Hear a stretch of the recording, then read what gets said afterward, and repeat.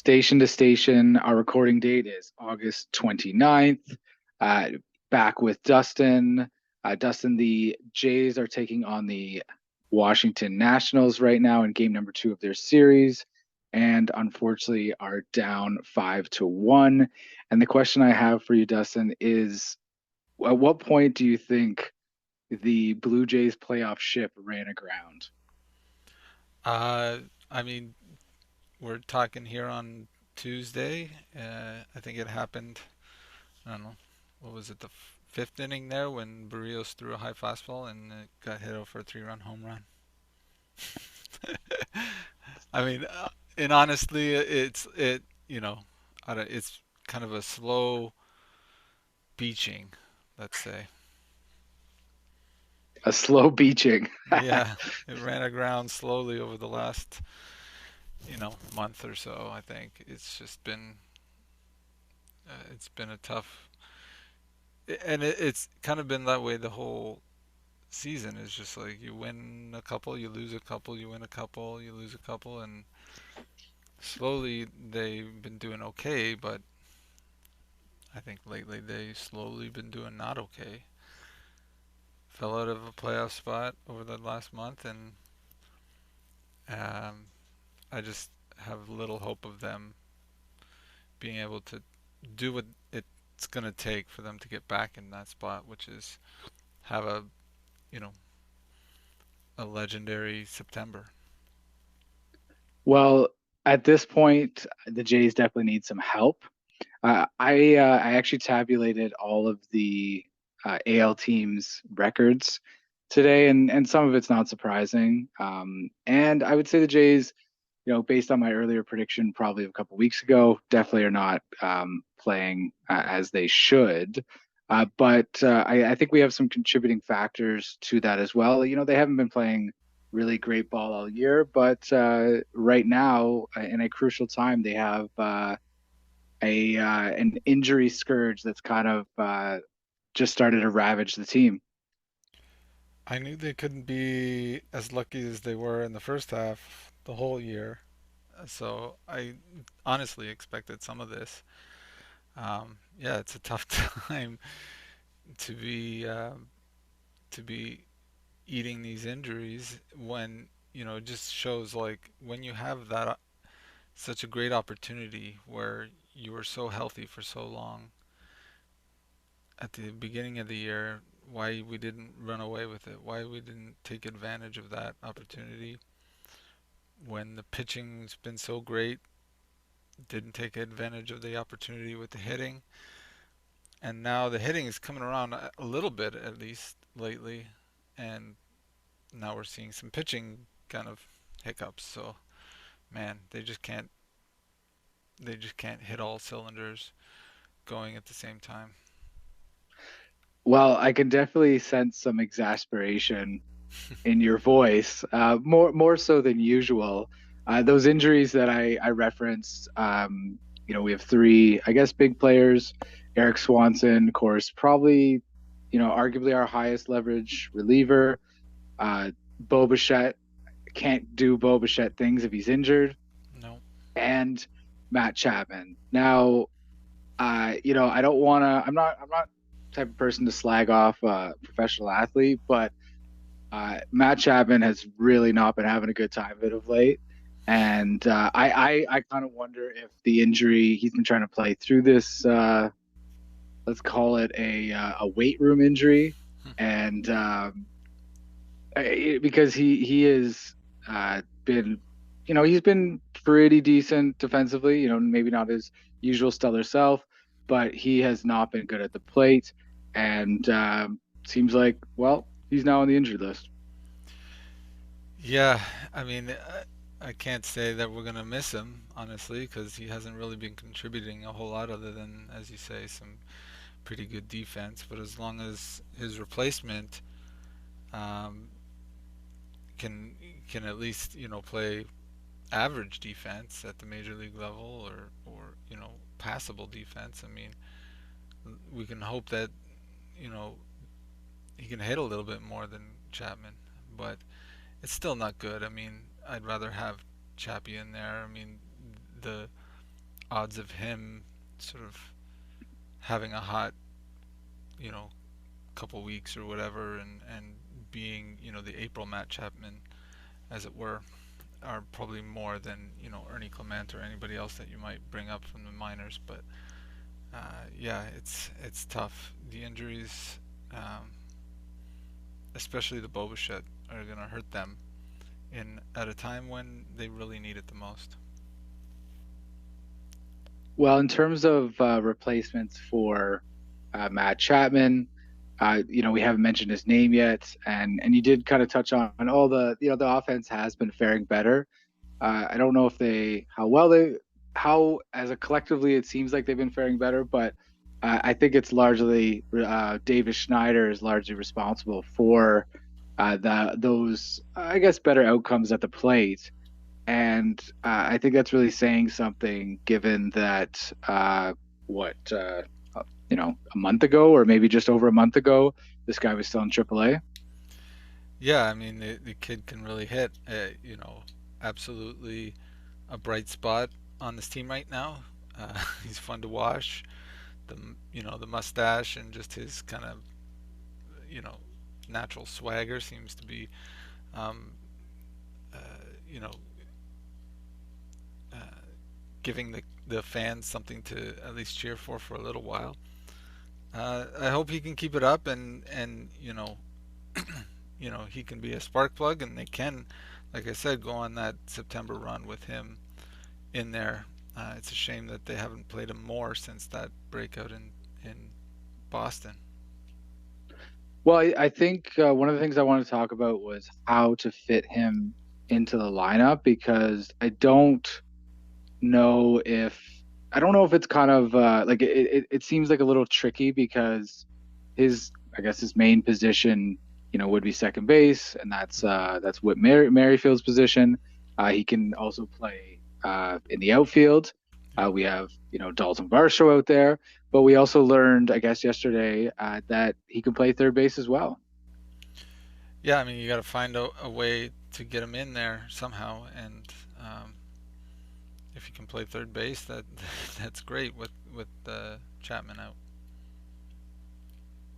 Well, I guess we'll see what happens over the next month. It does seem like the Jays do have a lot of faith in him.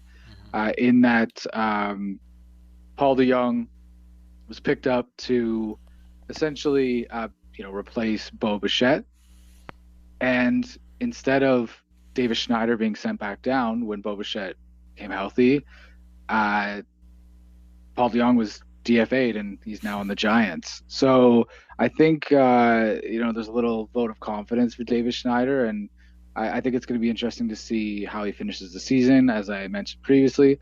But also going into spring training, I imagine he's going to be a name that we're going to talk about, and he's going to be a name that's going to figure in the Jays offseason plans, which Absolutely. based on how things are going, they it could be an interesting offseason for this team. I did read an article today, Dustin. Did you see the MLB.com article about the top 10 free agents of the upcoming offseason? I did not, but before you jump back on that, as we're talking, Davis Schneider just doubled for a run. So hey, game's a 3-run game now, as we're talking about him. But go Well, ahead, tell me Dustin, about this list. Dustin, I'm gonna have to trust that you're right because your feed is ahead of mine, and I can see it going to the corner. So, David Schneider, uh, absolutely scorching it right now, and let's hope he keeps it up. But in terms of the free agent class this offseason, I mention it because it relates to Matt Chapman, and Mm-hmm. he was listed as the number 3 free agent this offseason, behind only Cody Bellinger and Shohei Ohtani. So I feel like no, and I think it's a problem with the position. Like basically, there's not a lot of position players available, Yeah, and he's the best so third no bad. base He's available. the best third baseman available, even though he's been utter crap for really a few months now. So I thought that was amusing when I opened that article and nearly spat my coffee out all over my screen at work. Thankfully, I didn't. But yeah, I think he's going to be coveted. What before we move on, Dustin, what do you think the Jays are going to do with him or They're not do gonna, with him? yeah, I think they're gonna let him go. I mean, I think as much as a Jays fan would kind of scoff at the third best free agent, I think that's probably reasonable.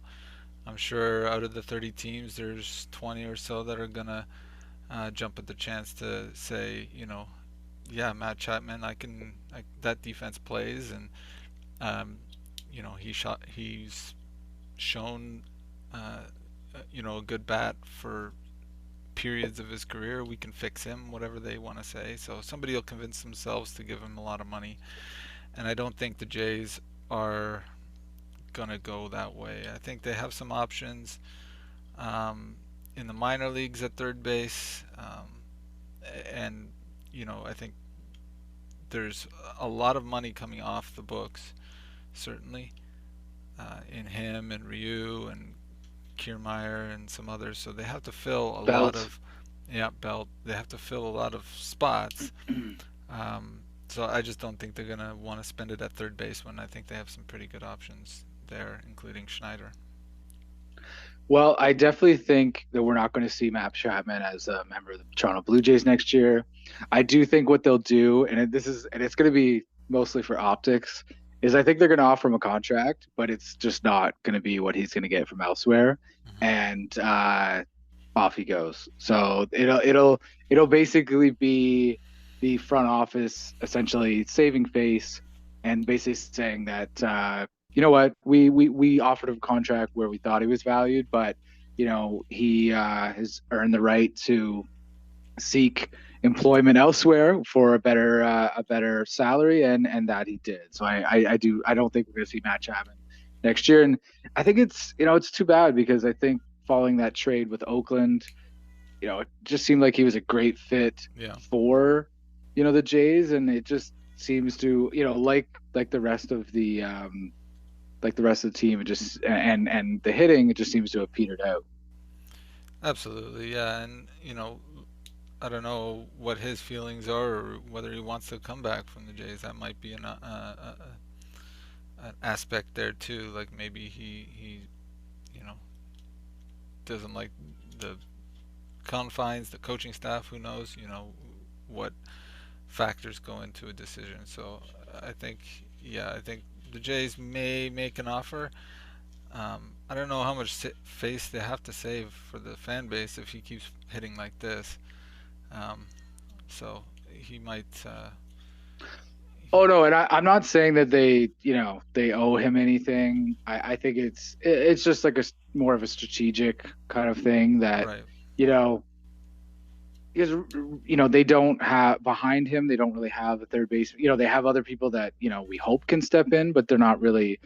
They may not even be on the major league roster right now, and so it's kind of a well, we weighed up our options.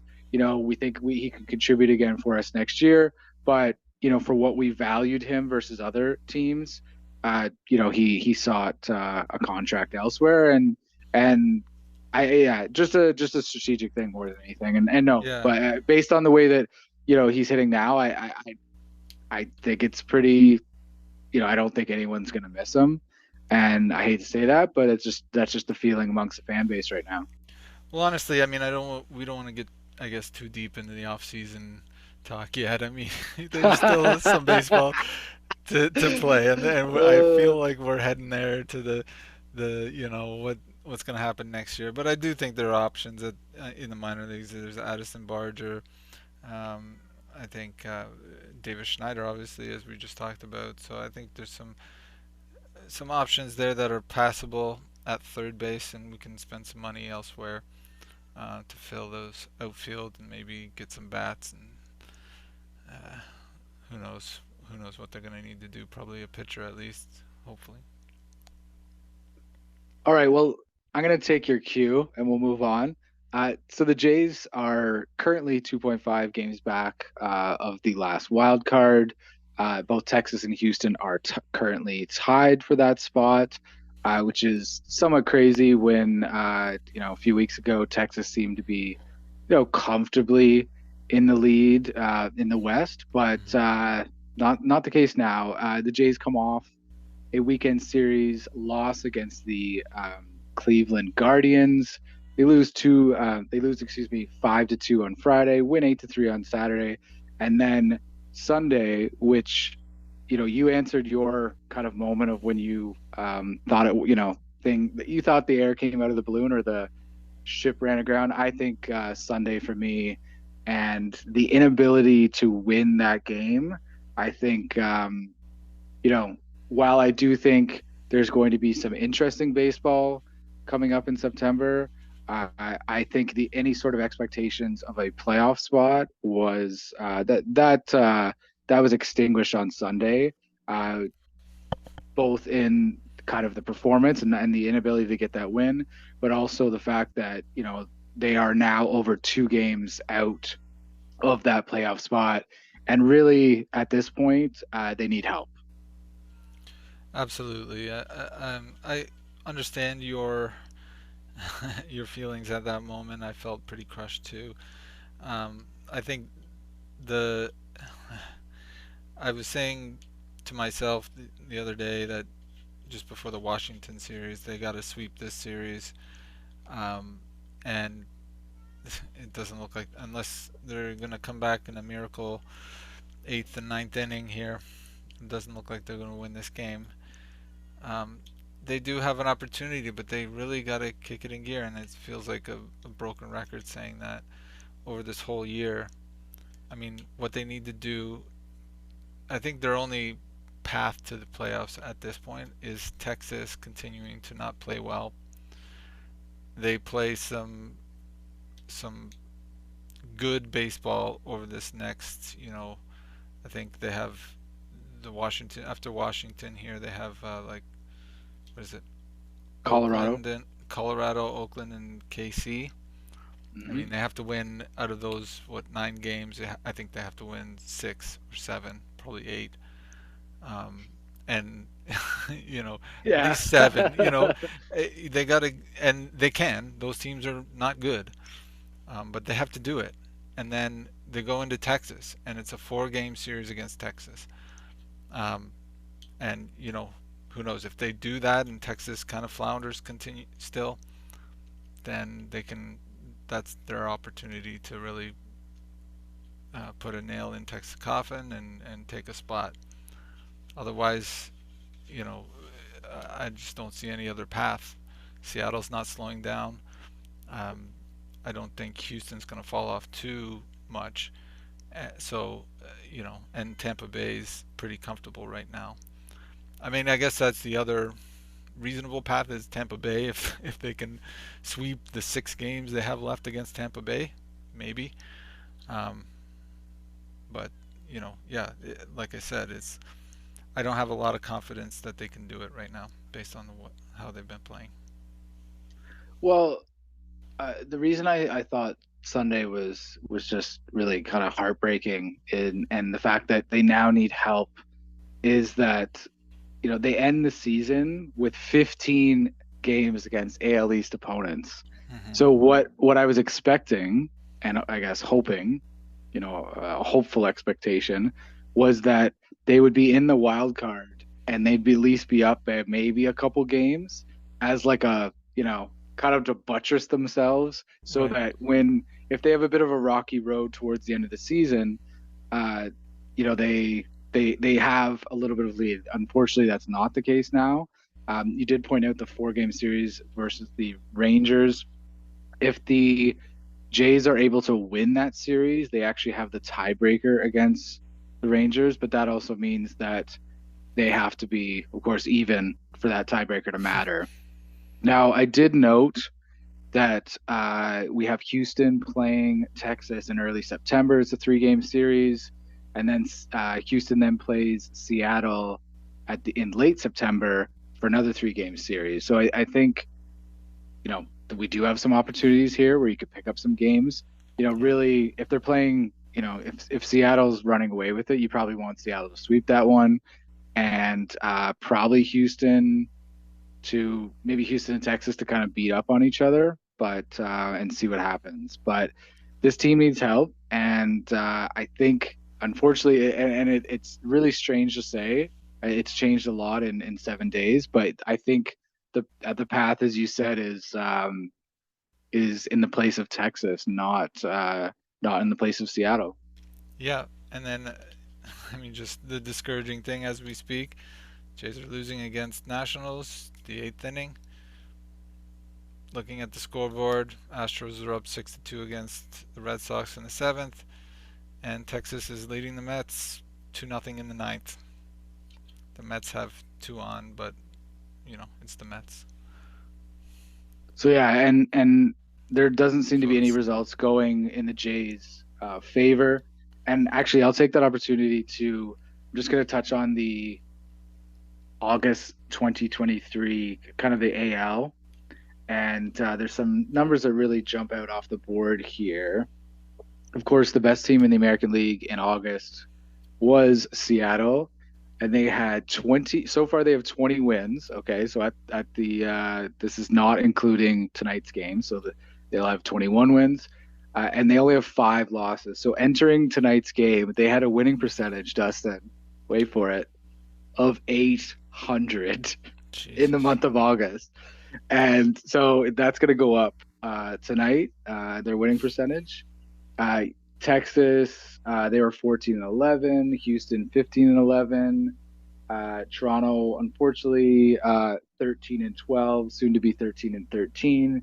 Baltimore, 17 and 8. Tampa had a rebound month, and they're 15. They were 15 and 8, of course, going in tonight's game. I made this up earlier, so of course, didn't Yeah. wasn't able Well, they're to. also winning tonight in the ninth. I mean, There you go. Of course, nobody's dropping any sort of games other than the Jays. yeah. Now, Dustin, touching on Seattle, they are, of course, on the other side of the continent. But does their record this month remind you of any teams? Uh, Last year's Blue Jays. I don't know. What? So I looked this up because they reminded me of the 2015 Oh, Toronto okay. Blue Jays, Sure. who Yeah. went 21-5 in the month of August. Yeah, I remember So that. That was a that's when they made magical those month. trades. Yeah, that's when they made those trades, and they went from basically being 500 to leading the division. It was totally insane. I remember friends who hadn't been to baseball games in years, like buying tickets for absorbent amounts. It was crazy. But anyway, I thought I'd bring that up because I saw the record. And I'm like, this reminds me of a certain month of the Jays past. Yeah, absolutely. Yeah, that. Uh, if only we could have one of those months. I mean, we're gonna need one of those months now. That's the the long and short of it for sure. Well, Kevin Gosman had some more comments over the weekend, I guess, about the general state of things. And Dustin, I kind of wanted your thoughts. I'm not gonna kind of regurgitate what he said word for word, but he essentially, I don't know, was it another call out of the hit, like hitting, but more specifically, he mentioned young guys not listening to hitting coaches, and he did that by basically saying, other teams' younger players are listen, and it kind of suggested made some suggestions of maybe what was happening on this team. What's funny is actually I think that article came out like at the beginning of the month, and it just kind of nobody really noticed it until I think recently somebody tweeted it or somebody said something and it kind of caught fire. But yeah, I mean, that combined with his other comments, I think belie a little frustration on his part. I think the pitching staff in general has been absolutely phenomenal, and they have reason to be frustrated with the run support, especially him, who's I think I saw something where he's pretty much one of the pitchers in the majors with the least run support, if not the worst. And you know, it I I wouldn't say that it means that there's some sort of bad clubhouse or that these guys are, you know, not listening to the coaches. I don't know if that's really what he was meaning to say, but uh, you know, there is something to be said for um, young players who, you know, come up and they're just happy to be there and they're doing their best and they want to succeed and they want to prove themselves and so they listen to the coaches. I don't know if that's what's going on at the Blue Jays in terms of the sort of more veteran guys not caring, but I don't know who would that be a shot at. Is like I guess Well, maybe here's my question because I was a little bit confused. Do you think that that means that the young players are not listening or that the like the veterans are not listening? well, I actually think there's two parts to this. So I think if you read it on the face of it, it says, other teams have young guys who listen to hitting coaches, and that suggests that the Jays don't have those guys, or maybe their young guys aren't listening to hitting coaches. I think the Jays actually have some quite high profile younger players. And well, especially with not only high profile, but also with names. And I think I think in some ways he's like the target, the very obvious target is of course Vladimir Vladdy. Guerrero Jr., right? But I, just as you touched on, I actually think this could be kind of a veiled kind of a veiled point that he's not actually just talking about the younger players. Like, because you can say that you can make that comment, oh, the younger players not listening. I think it might be veiled at players in general not listening and saying like, hey, like, he's making kind of he might be making kind of an observation where some players, maybe even more established, are maybe doing their own thing or not going up with any sort of clear approach.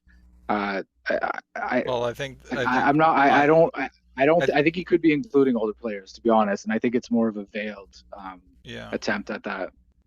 Well, the obvious target from that front would be Chapman, right?